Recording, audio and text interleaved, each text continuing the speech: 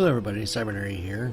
This is going to be a real short episode. It's basically a recap of episode 3. So if you have seen episode 3 already about meeting the friends, then you don't really need to watch this unless you're interested in some of the more deeper parts of the story. I'm not going to be proceeding past this. I just wanted to go through and read some of the books and stuff that we bypassed in the episode. So if you're interested in a lot of the sub-story, then go ahead and tune in. Otherwise, you can skip this, and I will be posting the next chapter here in the next day or so. So we'll start off here in the workshop, and then work our way through the house and reading all the books and stuff that we can find, just so that we can see the backstory. So.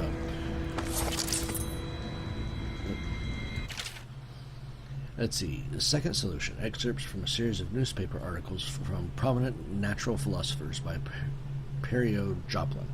It is through no fault of my own that the average citizen has expressed a preference for Sokov's elixir over my own formula, sold as Perio's remedy, a name I did not choose if you must know the truth. The public has spoken its usual message of idiocy, spending their coin as a means of selecting Sokov's formula over mine, which I believe to be equal if not superior. Much has been made over the popularity of these concoctions as a means of resisting this remarkable new plague. I say remarkable because the strain works with an efficiency we have not seen in the history of the Empire. This plague, now making its way through the city of Dunwall, is unrivaled in its effectiveness. I have studied it with the blood of those so afflicted, and it is nearly perfect, elegant in fact. And while it is true that Perio's remedy and Sokov's elixir are known to protect the body against the plague equally, my own has properties not fully understood which relate to the mind itself and the spirit, and it is in this way that my formula wins out. Here is where one should pay attention to this contest, for you see, Sokolov's elixir, with its emphasis on the brute animal body, is a crass goo better suited for livestock. The subtle and secret variance in the key ingredients making it Perio's remedy ensure that it works on the higher functions that separate mankind from the mindless blue-jawed hagfish swimming in the Wrenhaven River. Yeah, so apparently Perio's not one-sided at all when he wants people to play his. And then Perio, I will not sign off on these purchases. A bag of powdered crystal, Tivian ore. What's wrong with the metals in crystal? King Sparrow feathers. If you need feathers, sacrifice your own pillow. Maybe at the academy, everything you need was paid for by tariff and handed out willy-nilly, but this is my bar, or what's left of it, and we're operating on a budget. We're running low on oil, food, elixir, building materials, and everything else, so you've got to slow down. While I'm footing the bill, I will not approve your purchases unless they're absolutely required. No more copper wire or special herbs. If you need these things, go out and scavenge them. Half the city is in ruins, so no one's going to miss any of the old crap you seem to need. Admiral Havelock. So yeah, apparently our good buddy Pero, who gave us all these weapons and stuff, made his own elixir, and it's not nearly as popular as the one that as everybody else is using. Alright, failed experiments. From a series of lectures on natural philosophy. Of course I have attempted to improve Sokolov's designs. Of course, and why not? After all, it is likely that his thinking was influenced in some small way by our time together at the Academy. We are all part of a community, striving to unknot the mysteries of the cosmos. Even those among us who possess the greatest minds are often led to a fruitful line of consideration by, how does one say it, our intellectual subordinates. Sokolov is no exception to this, despite the glamour of genius he has cast over the aristocracy. That word.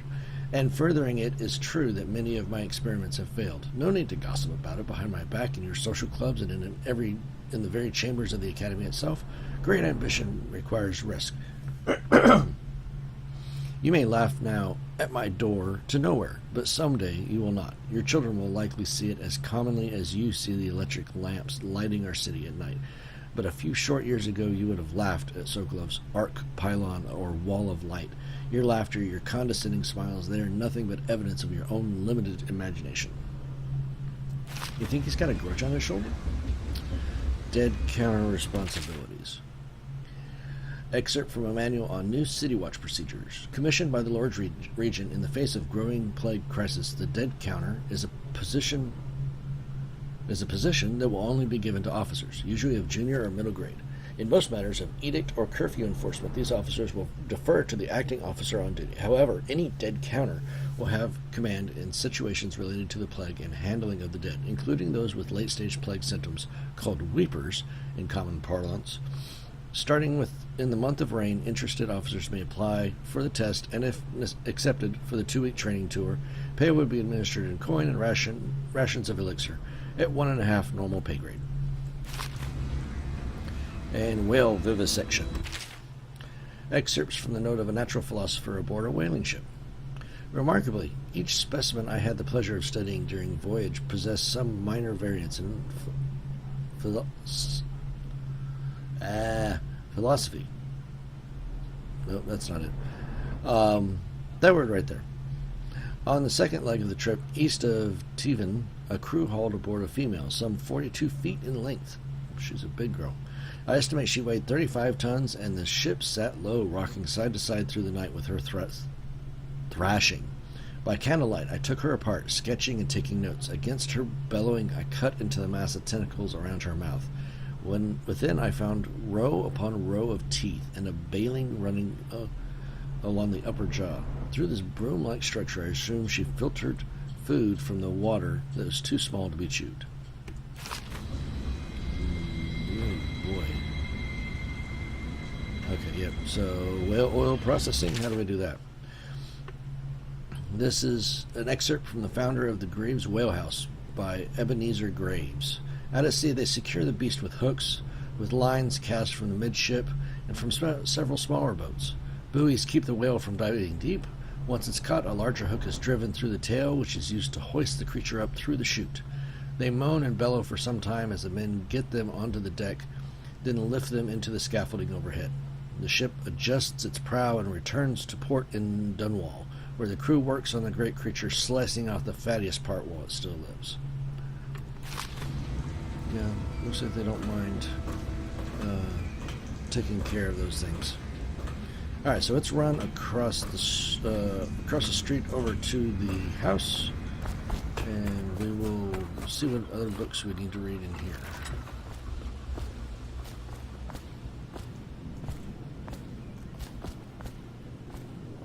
No books in the bar, it looks like. Oh, no, you escaped. Okay. Piero, good. You'll want to get some rest now. You'll be needed soon. Okay, no, it's fine. I don't mind leaving that in. If it was going to be a long conversation, I was going to stop the pause the recording and get out and cut it out for you guys, but that's fine.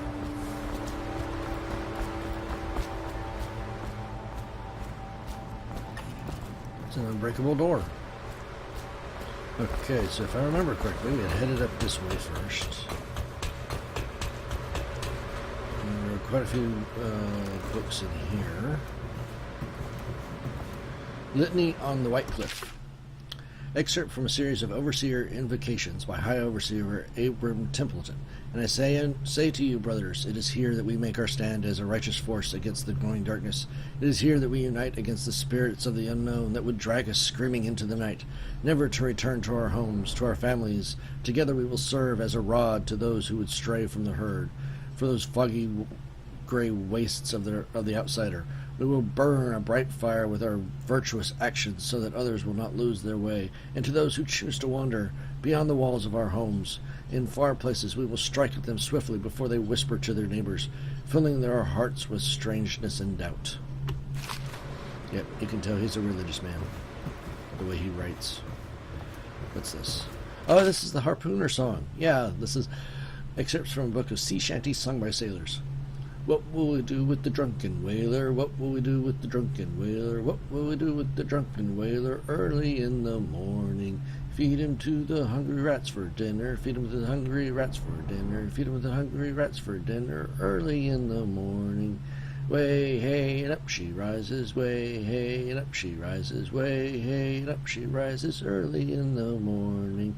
Slice his throat with a rusty cleaver. Slice his throat with a rusty cleaver. Slice his throat with a rusty cleaver early in the morning. Stuff him in a sack and throw him over. Stuff him in a sack and throw him over. Stuff him in a sack and throw him over early in the morning. Way, hey, and up she rises. Way, hey, and up she rises. Way, hey, and up she rises early in the morning. Yep, I can't sing. I know. But I said I would read all the hey, coins. I said I would read all the books, so I read all the books. I'm reading the books, including the ones that involve singing. The Gaffer's Tale Volume 2. Well, where's the Gaffer's Tale Volume 1? The Shadow on Bitterleaf. This is an excerpt from a longer work of fiction. Finding my way by the feeble light of the dying fire, I saw her working. A large needle moved in her hand, following precise exosteric patterns, knots and loops of seamstress craft from ancient days. Beneath her needle, his body clenched and shuddered, shaking the wooden table. A morbid fascination pushed me closer until she turned her blank face toward me, resting the needle in his flesh with a refined tone. She addressed me. So you are the lover, I presume. You too have been unfaithful. Now it is your turn to be mended. Ew. The Young Prince of Tivia. This is from a theatrical play.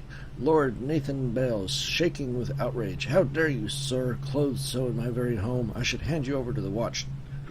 Deprived Tavian. Prince Calazar, moving closer. That's a harsh welcome for royalty, my lord. Your daughter treated me with much more hospitality. Also, she has gone out for the evening, leaving me all alone. Lord Nathan Bales, stammering, studying the younger man before him. What are you doing? Leave this house. Go back to your frozen wasteland, pale rascal. Prince Calazar, smiling coyly, reached out. No need for anger between us, Lord Bale. Is it so wrong for me to be here? As I have proven, I've developed an affinity for you and your family. Lord Nathan Bale, gasping. Oh, my, Calazar, your skin is so warm. It burns. That's odd. Yeah, let's close the toilet. All right, let's read a Gaffer's Tale Volume 2. Traveling Journal of a Whaler in his Final Years. After more than a quarter of a century, I'm done with whaling. Too broken to continue. I've seen all the corners of the isles and made more coin than most men see in a lifetime. But it's all gone. I've lived through an emperor and watched his daughter take the throne. Fair young empress she was, but slain so young. Everything beautiful comes to die. I've eaten in every port of the known world and sailed in the loneliest waters you could imagine. I've seen the cliffs around Padisa. Even the best of it doesn't give me an ounce of joy. The years come back across my dreams as a line of butchered bodies, long, sleek, and singing among the waves under the moonlight, only to be speared by ugly, weather-scarred men who'd knife each other for a good pair of boots. Each year I had less time to come home. My tongue forgot the language of small chatter, and those who lived in the cities thought me odd. My sister Nina hardly knew what to say to me during our visits. When she lost her business to the Lord Regent's crooked barrister, I was 100 miles east of Morley, gaff hand frozen from the sleet as we tracked the first bull whale we'd seen in months. I helped her as much as I could, but Nina died in the early days of the plague. None of it mattered. If I'm jaded and bitter, it's because this industry has taken away my dreams. The world has beaten me. That is a man who has been beaten down by life. Alright, so the Admiral had a couple books in his study, and a couple medals too, doesn't he? Gaffer's Tale Volume 2, which we just read. So we're getting to the point. Havelock Log Entry 1.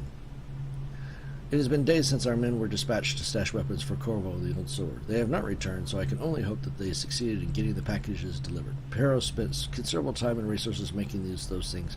If I could find a way to mass produce them, then Dunwall Navy would secure its place as the dominant force on the globe. But back to Corvo. Can he actually break out of Coleridge? And if so, will he make his way here? I personally gave him odds of 1 in 5. You'd lose that bet, officer. There's Volume 1 of the Gaffer's Tale. Alright, my sister Nina and I left Tavian together, saying goodbye to our aunt, the woman who had raised us since childhood, leaving behind our home city of Yarrow and the cold, but beautiful white landscapes we had always known. We boarded a ship for Dunwall. Our parents had left us with a sizable inheritance, and we spent half of this getting to the capital city and establishing a small import shop dedicated to Tivian furs. Once I'd helped Nina establish the business, I was free to pursue my dream.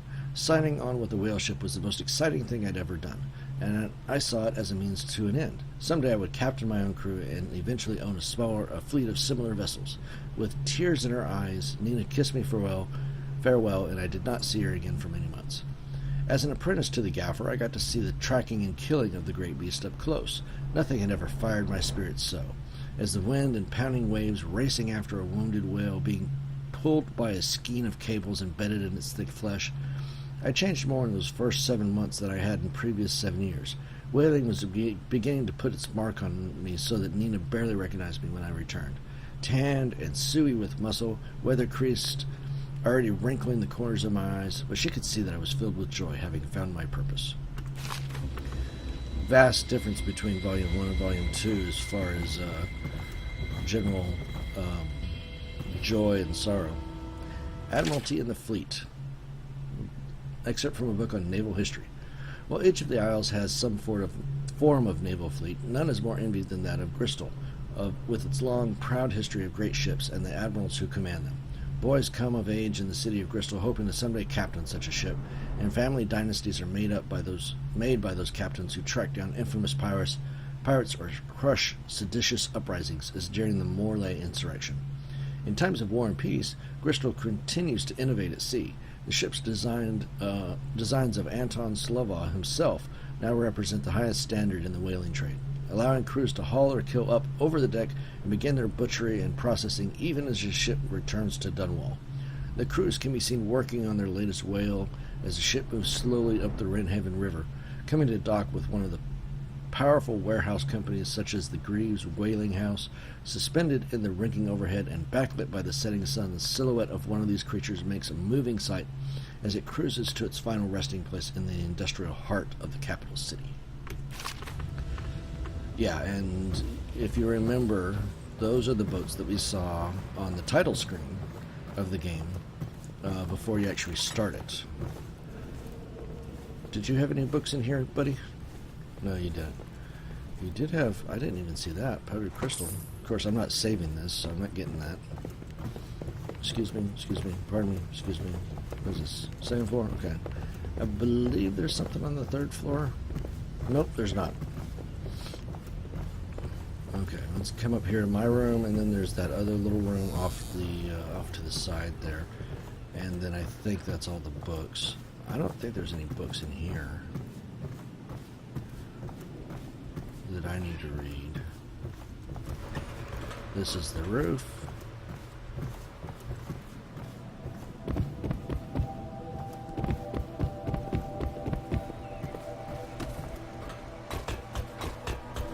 Just trying to remember if there were any books over in this little room over here.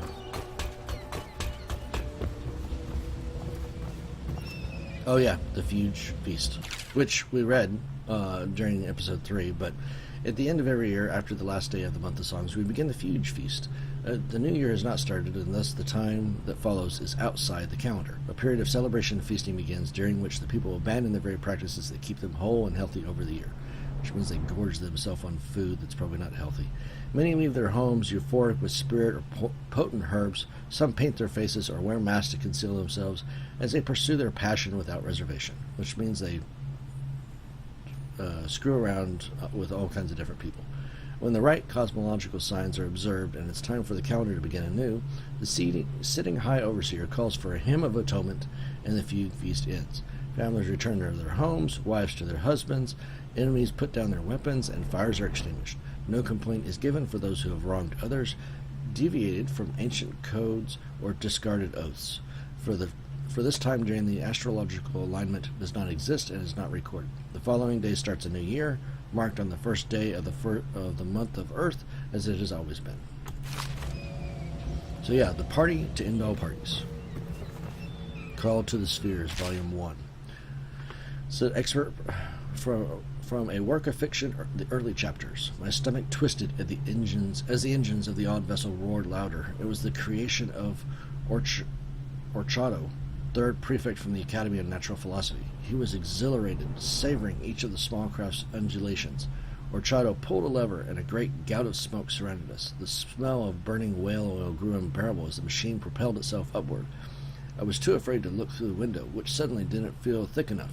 As if knowing my thoughts, Overseer O'Brien looked at me and said, "Recite some of the litany, my pupil. It will protect your heart from the turpitude of the void on your way to the outer spheres." So that's a fictional story about space travel. Outer spheres, planets, that would be my guess. Okay, guys, I think that about does it as far as books that we skipped over on the last episode. I told you this would be a short episode. So, I hope you enjoyed. We will continue with the story in Chapter 4 here shortly, but I did want to make this short video for those people who want to follow even the sub-story and history of this world. So, if you liked the video, all likes would be appreciated. If you haven't subscribed, make sure to subscribe. Hope you guys have a great day, and I will see you later. Bye.